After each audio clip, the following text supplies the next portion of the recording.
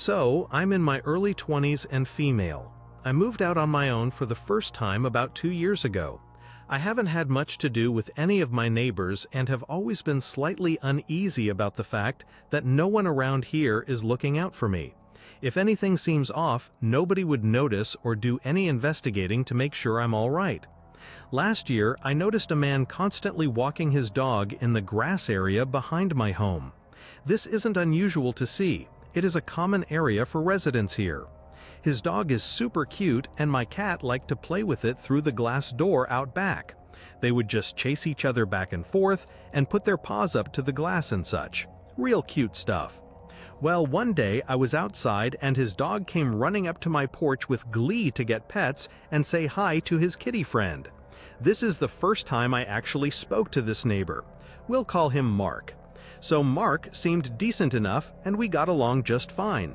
We started hanging out pretty often in a short time period because I'm a smoker and he was letting his dog out all the time, and it was summer, so we ran into each other quite often and would spend an hour or more after work most days talking. This lasted for a couple of weeks. I gave him my phone number and was happy to have a friend in my complex. I will say he was clearly very interested in either having a romantic relationship with me or at least being butt buddies. He said this quite a lot.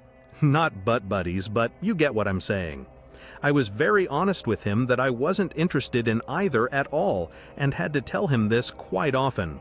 Frankly, I was getting rather irritated that this came up several times every time we spoke. He quickly was trying to get me in his house. From the first time we talked until the last, he offered multiple times every time I saw him. I always said no and blamed on being cautious. He quickly got tired of that excuse and invited himself into my home as well, and I always said no. One day, he came out while I was smoking with a bottle of wine and a couple of glasses, saying, "I had to try this stuff because it's delicious." I instantly noticed that the seal is broken. Screw cap bottle, but it doesn't seem like anything was drunk. The bottle was filled to the brim, which I also thought was a little odd because usually wine isn't filled to the tippy top like that. He pours a couple of glasses and doesn't drop a beat in telling me to take a drink. I felt very uncomfortable, but didn't want him to feel like he was being accused of anything when he's just trying to be nice, friendly neighbor. After all, he poured himself a glass of this very same stuff, right? My mom still raised me better than that, so I totally faked a sip and said it was good. After any sentence either of us said, he would again tell me to take a drink. I told him I don't really drink, so I'm pacing myself. But I did say that I noticed he hadn't drunk any and to please go ahead. He didn't reach for his glass right away, but in the middle of speaking, he reached for his cup and knocked it over, spilling the wine into the grass. He brushed it off rather quickly and told me it's my turn to drink now. I said, "But you still have yet to drink too. You spilled yours. Pour yourself another glass. I don't want to do this alone." So he did, and he still didn't take a drink. He did tell me a few moments later to drink mine. I told him that he needs to catch up, and we basically just kept doing that in circles. He reached for his glass again, and guess what? Spilled it again. Wine is all in the grass now. Then once again he told me to take a drink. At this point, I'm done.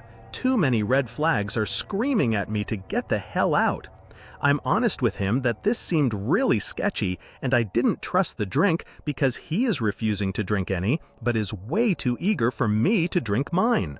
He told me he was just clumsy and taking this slow because he doesn't drink a lot. But he has seen me have friends over, taking shots and drinking beers and wine, so he knows I'll handle it better than him. Yet another red flag has raised, so he's been watching me, huh? I think it's important to mention that our complex is huge. He used to work here, knows the maintenance crew, and he doesn't live particularly near me. He is about half a block away from me and cannot see my windows or yard from where he lives. And he has a few different common area yards closer to him that he could use for his dog. So I told him I'm flat out not drinking anything because of how all this seemed. He once again pours himself a glass and once again spills it. There isn't much left in the bottle at this point. I pour the remaining wine in his glass and tell him to drink with me on 3. We raise our glasses. To my amazement, he actually takes a drink, and I spill mine to the grass. Oops! He comes out about 2 nights later while I was smoking and instantly starts complaining to me that I wouldn't date him or have sex with him, and he doesn't know why all girls are like this. He starts getting really loud, shouting at me, asking me what the problem with him is, that I won't do these things. I told him that I had been honest with him since I had met him, that I'm not interested in that and that it isn't him specifically. I'm just honestly not interested in that from anyone right now. He still shouted at me and started complaining about his ex and her dog. Yes, her dog. Then he proceeded to tell me that he used to abuse the out of that dog and went into detail about how he wouldn't give it food or water because it used the bathroom in the house, and how he would kick it really hard. I'm horrified at this point, especially considering this whole time he's telling me this, he's playing fetch with his little dog. His dog always seems scared of him, and I even pointed that out in the past. And he said that his dog's previous owners were abusive, so he's just very scared and distrusting. The dog was always very excited to see me though, and would cuddle up with me and stay by me. So I always thought I was extra special. But that knowledge, I just think the poor guy is currently an abusive household. I was so done with this guy that I just cut him off and said I needed to go, because my friends were waiting on me.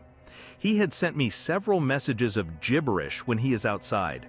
He will just blow my phone up with things like, "Hey, hi," then random letters combined to make gibberish, then finishing with lol or hi, but it will just keep going. He has texted me telling me that he knows I'm home because he has seen me walking around or that he sees my car in the lot. He will throw his dog's toys on my porch, I think trying to get my attention to come out because of the cute dog. He would just stand outside my porch for hours. It's all cold and rainy, snowy these days, so it's even creepier. Think in his mind, since I'm a smoker, I'll come out eventually. Silly him though, because I just go out front when I see him out there. He said several things to me before the wine fiasco went down that were red flags.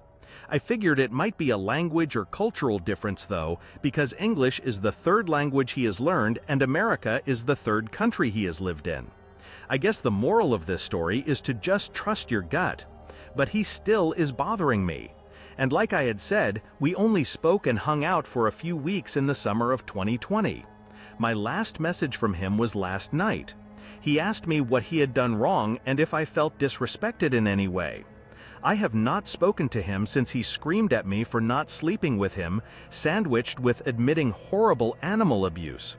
I thought about answering his text with the brutal truth about how twisted and creepy he presented himself as and how uncomfortable he made me feel, but I didn't want to give him any ideas on how he should improve. Stay smart, folks. Don't drink things people give you if the seal is broken. He was definitely trying to drug me. And to everyone telling me to move, I really appreciate the concern for my safety. I would love to move since I have become uneasy in my own home environment, but moving is expensive for me and not something I can afford. I'm from Scotland, and my workmates took a trip to Newcastle for a friend's hen party. A hen party is a Scottish version of a bachelorette party. We'd gone to a few pubs and clubs that night and settled at the LL nightclub. I have autism, so generally I'm not very good with my social skills, but they insisted that I go along with them and that it helped my confidence. But what would happen to me this night would ruin me forever though. Unlike other people, I can hear sounds and noises a lot differently from other people. My friends were dancing to the loud music. For them, it was fun. For me, it was just white noise to an extreme level. A very high-pitched tone ringing in my ears. I really regretted going out. I just sat there while they danced, and I'd seen this guy from a distance, hanging from the balcony. Luckily, some bouncers caught him when he fell.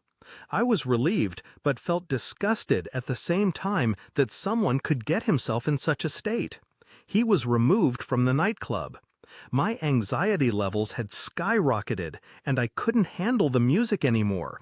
I told my friends I'd fell ill and wanted to head back to the hotel, so they told me to stay safe and phone a taxi, to which I did. I was waiting outside for more than an hour in the pouring rain. No taxi. I phoned back countless times, but they said the taxi service was busy and it'd take a while to get one to me. The doorman showed me directions to a taxi rank and said I'd get one quicker if I joined the taxi queue. I'd walked it down, taking his instructions. It was very dark and rainy at this moment, and eerily quiet. That was until he popped up from an alleyway. This guy from the balcony. He was peeing in there. He looked like a typical English hooligan with a shaved head, topless, some horrible torn denim, and a beer bottle on hand. I walked on, and I could just sense him following me. "Oi," he said. "Oi, you!" I don't know why I did it, but I turned around. "Got the time?" I told him the time, put my head down, and kept walking. He tried to catch up with me, staggering a bit because of his drunkenness. "Where are you from?" he'd asked. "Hey, I'm talking to you. Where are you from?" "I'm Scottish," I said. He rambled on some more, but I chose to ignore him. "Oh, listen, I'm talking to you." He reached his hand to grab my shoulder and nearly tripped up. I laughed a little. I couldn't help it. "What the hell are you laughing at, you Scottish jerk?" he said, reaching for me again, and by instinct I started to run. I just didn't feel comfortable with him there. He started to chase me. "Oi, get back here, you dirty," he kept shouting. My high heels had fallen off and I was running in my bare feet. I couldn't run anymore because I was out of breath and my feet really hurt. I went into a phone box to protect myself from him, and he tried to barge the door in. I gripped on it so hard, putting all my weight onto it. He started ranting at me. "You skank, wait till I get ya. I'm gonna teach you a lesson." He started kicking the door, and it almost moved. I was screaming for help, and there were some passerbys, but they ignored my calls for help. He kept kicking at the door and nearly got in. I jammed my fingers, but still held on for my life. I then used my feet to hold it even tighter, too. He threw his glass bottle at the door, and the booze spilled everywhere, soaking the whole phone box. I was worried it was going to smash the glass. He would have definitely got me by then. He started ranting at me, calling me Scottish and all kinds of profanities I won't say here, and making stereotypes about Scottish people. I just couldn't stop myself from crying and kept screaming for him to leave me alone. I could actually feel my throat get sore. I'd screamed so much. He then pulled out his penis and started rubbing it against the glass and said, "I'm gonna make you suck this, you dirty slut." After another aggressive struggle, he managed to get his hand in and grabbed me. But I kicked the door shut against his arm and jammed his fingers. When I kicked it again, he was reeling in agony and had blood pouring out of him. Some passerbys tried to warn him off, and he pulled out a penknife from his pocket and threatened him with it. He got into a brawl with two guys from the group, and I took the opportunity to run away while his back was turned. I remember my bare feet ended up with glass in them, but I was in so much shock I just kept running. The rain never stopped pouring. I spent the next hour at the taxi rank freezing cold, and to top it off, I lost my jacket when I ran. I can't remember how I ended up with it. I couldn't see out it, but I had blood pouring from my feet. I remember I could see it mixing in with the raindrops on the concrete. The taxi driver had asked if I was okay. I was constantly shivering with fear as well, and with it being so cold, I couldn't stop crying. I could barely talk, but managed to tell him about my ordeal. He told me to go to the hospital or the police, but I just wanted to go home at this stage. Had to settle for my hotel room, of course. After a trip to the hospital, I'd gotten 4 stitches in my feet and antibiotics to avoid infection. I went back to Scotland the next night without my friends. I was too scared to do anything. I reported him to the police, but nothing ever came of it. Never heard anything back.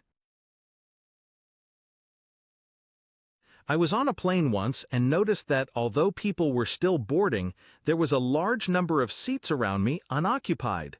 The last people on, though, were all together and consisted of one large family traveling. There were 4 adults and about 10 children, ranging from toddler age to high school young adult. They had the usual look of a large group traveling with children, some of whom were shy and withdrawn, others who were running around, and the adults looking frazzled, trying to keep everyone and everything together. When they'd all been seated, there seemed to be some issue with the seating, as one member of their party was supposed to sit several rows back. The flight attendant apologized and said that it happens. Sometimes their computer will shuffle sequential seating, etc., but assured them that there was seating available for everyone. The family sat down -1 and started with the usual "that's a shame" or "wish they could sit up here" talk. Since it seemed that their party was surrounding me, I stopped the flight attendant and asked her if I could switch seats with another passenger. This caught the attention of the large group, perhaps anticipating a complaint, but the flight attendant told me no, they don't usually do that, and that everyone has been seated, but asked if there was a problem with where I was sitting. I explained to her that I was traveling solo and did not care where I sat, and asked if I could give my seat to the member of the family who was absent, as my seat would have put them in the midst of their group. The family overheard me and was thanking me as I retrieved my bag overhead and followed the flight attendant to the family member's seat. She explained what was happening, and I noticed that the family member, a young girl maybe 12 years old, seemed in a hurry to get back to her family, and thanked me 4 times. She practically ran up the aisle, and before I could sit down, the man who had been sitting next to her was literally staring with his mouth open and asked, "What's the problem?" No, that girl was sitting here first. Red flag number 1. And the flight attendant explained to him what was happening. And he immediately looked at me and said, "No, I don't want to sit next to him. Where's that girl going?" She explained to him that there was no issue and nothing she could do now. I think she was getting the same vibe. Now, I want to assure everyone that I'm not in the habit of judging people by their appearance. But this guy was the definition of red flags. He was overweight and paunchy, that overweight with no muscle tone look some people have. Half bald with a few strands combed over. Had thick glasses and had no chin. He was a mouth breather and kept his mouth open constantly, drooling on himself and then sucking it back in between heavy breaths. If there were a textbook example of a creep, it would be him. As I was putting my bag overhead, he started talking to himself under his breath about how this was and just my luck and wasn't bothering anybody, and even why did they move that girl? I wanted to say something to him, but I didn't. It wasn't long before my neighbor got a call and was talking about an upcoming court appearance, and I overheard no victim's testimony and rarely show up, and people wouldn't ask me to babysit if I was like that. The only time I said almost anything to him was when he started blatantly watching porn on his laptop with earphones in, grunting, sweating, and wheezing, and he kept repeating, "little bitch," when a part was on that he evidently liked. Then he took a blanket and covered his lap, his hands fidgeting underneath. As soon as I saw he intended on keeping them there, I pretended to reach for the call button. And then he jerked his hands out and started muttering under his breath about me minding my own business. At some point, I got up to use the restroom, and when I returned, he was on the phone again, and I caught something about the ass on her. No, switch seats on me, got away, ha ha, and he shut up as he saw me approaching. The creep went to sleep eventually, and fortunately stayed asleep for the rest of the flight. And we were all deorting. A woman I presumed was the mother was standing with the girl and said, "Thank you again." I shuddered to think how he acted in the short time she was next to him, more, how he would have had she remained there. He was met at the gate by security and police, and as he was being led away, he said, "This isn't my laptop, by the way." So yesterday, the scariest thing to ever happen to me happened at my local Walmart. It was Black Friday, and they had a printer on sale that my fiancé and I really wanted, and he wanted to pick up some other Christmas gifts that were on sale. We entered the store together and went our separate ways to do our shopping. By the time I got back to the printer, I knew my fiancé should be coming back in soon, so I was going to stay in that general area. So I pulled my phone out to text him where I was going to be and pushed the cart right in front of the printer display out of the aisle because I knew people were behind me. Guy behind me walks past me and turns around to take a picture of the printer display. Naturally, in these kinds of situations, I move out of the way because I don't want to be in some random person's pictures. I'm not really thinking anything of it until he starts to hover there after taking the picture and does nothing, like he stands around with his phone still out looking around, not sure what he wants to do with his camera still on. At this point, I'm just staying aware of what's going on around me because I didn't want to get in people's way. Just standing there trying to decide if I wanted to wait there for my fiancé or go do some shopping. So I'm thinking to myself, man, this guy gets me. He doesn't know what to do either. But then he turns around completely to look at a pair of young boys' boxers and takes a picture. Like you can see the click when a photo was taken, and he acted like he took the photo but didn't.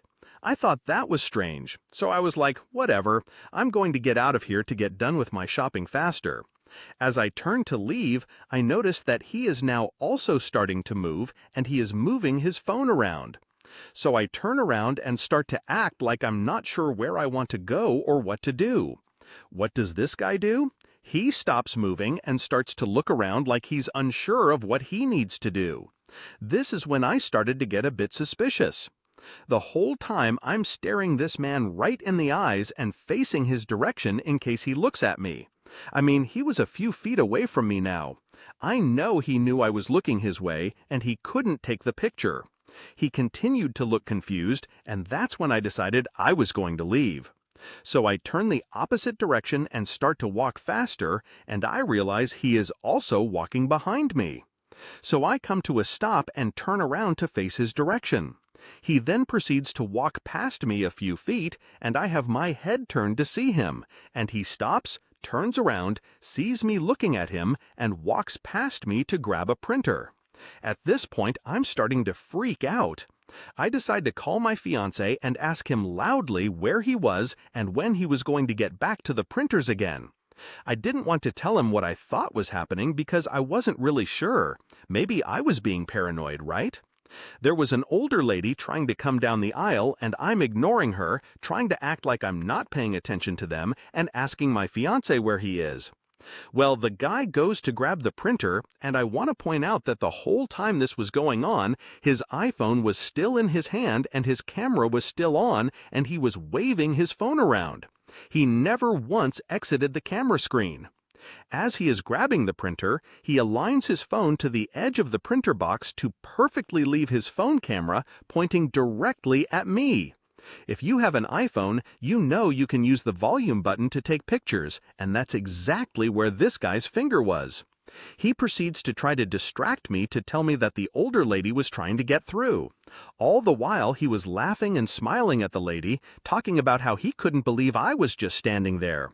He walks away with her, and that's when I start to fully realize that there is no way that what just happened was a normal situation. It's also interesting that once I was asking my fiancé where he was and when he'd be back there, he started to gather himself to leave, right? So I followed after the lady and apologized to her, saying I was scared the man that was just talking to her was trying to take a picture of me. This lady said that the man was talking to her about me, and she basically ignored him, and he went the other way.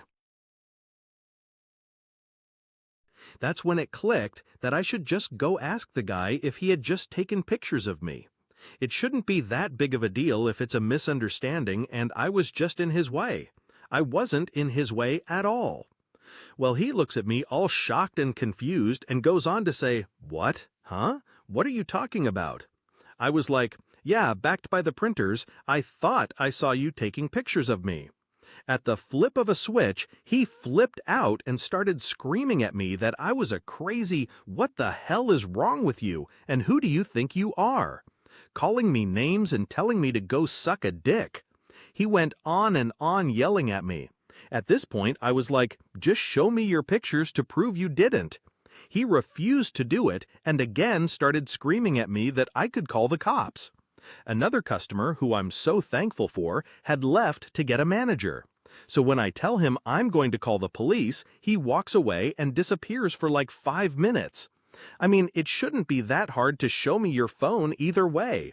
If someone approached me scared or wondering if they took a photo, I'd be confused, yes, but then I'd apologize if I scared them, and I'd have no issue showing them my butt. At this point, I was having a full-blown panic attack in Walmart, and I couldn't breathe, literally gasping for air. All this time, I'm on the phone with my fiancé, not able to tell him where I'm at. All I could say was, "The clothes by the register," which really doesn't help because all the clothes are near them. When he comes back, he turns to my fiancé and tells him to tell me to shut the hell up and starts freaking out again. He's doing all of this in front of the manager at this point, and he says, "Hold on," and makes a call to his girlfriend to come beat me up and my fiancé because I said he took a picture of me when buying a printer. He didn't seem to know what to say to her exactly. At this point, security comes because he's threatening to hurt us and gets his side of the story somewhere else. When the police show up, they take his story and look through his phone. And then they take mine. They inform me they found nothing in pictures, recently deleted or text of me. But we all know he probably deleted whatever evidence he had when he ran away when I threatened to call the cops or any other apps he has. I'm sorry, but no person that is innocent reacts in this type of manner. Like, I didn't even approach him accusing him that he in fact took a picture of me. I just asked him if he took any pictures of me. And when he didn't understand what I was saying, I just explained what I thought I had seen. The police informed me that he would be charged with disorderly conduct. I'm not sure if this means he was arrested or not because I had no idea where he was when the officer left me. I'm sure some people will think I'm over-exaggerating or something like that, but anyone who knows me in these kind of situations knows I will usually ignore the person and pay no mind. Like the other day, some dirty, gross old man was saying really perverted things to me as I was bent over doing something to the car's floor mat, and I ignored him and then left. I'm not one to usually care about this too much, and I'm sure we have all at some point felt like somebody was following them and never said anything to them. If I notice someone around me a lot in the store, and I'm alone, I will of course stay aware. As a woman, I have to pay attention to these small things going on around me. I'm confident that the man never intended to buy a printer, and now that he had a printer in his cart and I confronted him, he couldn't just go and put it back. So he'll probably end up returning it to the store, or his girlfriend will. It is way over 24 hours later. I still keep having panic attacks where it feels like I can't breathe, I shake, and my chest feels like it is sinking in. This is honestly the scariest thing that has ever happened to my personal safety. I've never been so scared in my life. And that right there should tell you how odd this situation felt to me. I just don't know what to do. I have an 11-month-old daughter, and every crying scream she makes is very triggering to me and starts to make me get even more anxious. I feel like the people around me don't understand why this has had such a huge impact on me emotionally. I mean, I don't understand it either since I am technically okay. But knowing how close I came to something so bad is so scary to me. And how am I supposed to go around like that's not traumatic? I'm so scared that this man had a picture of me somewhere. It's not hard to hide a picture in your phone by changing apps, using fake apps, and using other messaging apps, etc. I'm scared for my life that whenever I go in public, I may run into him or someone else he potentially sent those pictures to, and either he will kidnap me or somehow hurt me. I live in an area that is high in human trafficking rates, and this is something that has been happening to a lot of women around here multiple times at this same Walmart. A lot of people get it on video, but I just couldn't. I know this just happened, but I'm so scared this feeling will never go away while I still live in this area. So, this happened a couple of days ago. I live in the suburbs of Northern California with my parents in an upper-middle-class neighborhood. My parents are away for their anniversary, so I've had the place to myself for the week. So I got home from a late shift at work around 1 a.m. I went inside, showered, and then headed to the kitchen to make some buffalo wings for dinner. I cracked open a beer and sat in front of the TV. I was sifting through movies to watch on HBO when all of a sudden the doorbell rang. It actually startled me to the point that I actually jumped off the couch, knocking my beer over in the process. It's now 2 a.m., and there was no good reason for anyone to be at the door at this hour. I just stared in the direction of the front door for several seconds before it rang again, followed by rapid knocking on the door and window. Now, for whatever reason, I was no longer scared, but more annoyed at the fact that some idiot would think it's appropriate to be banging on someone's front door at this time.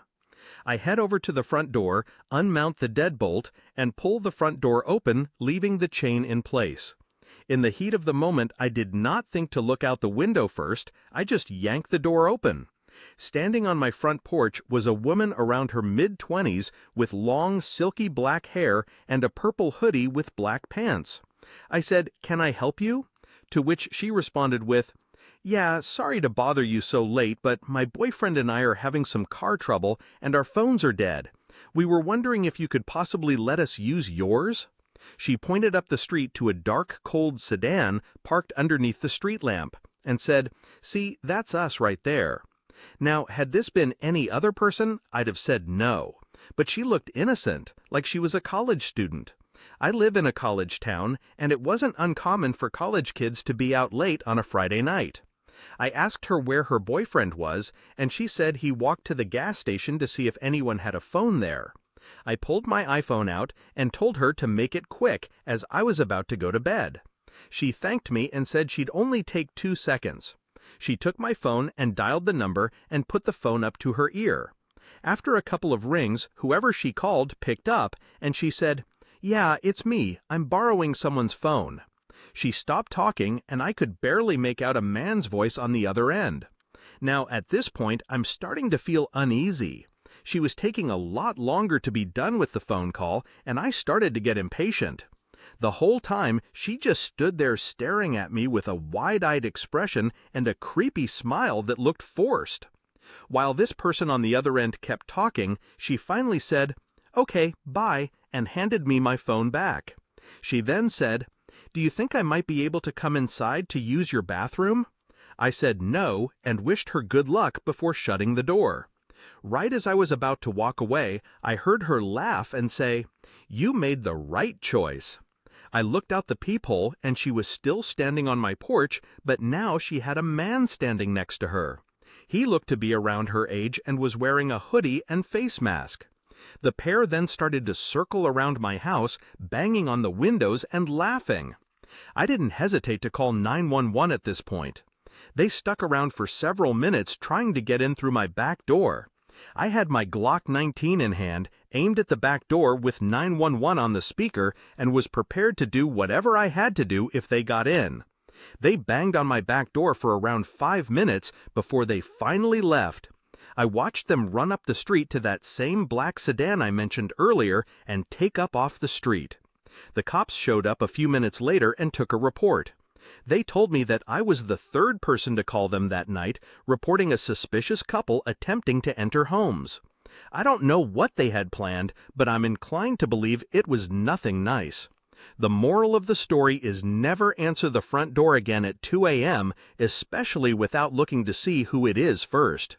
I learned my lesson that night.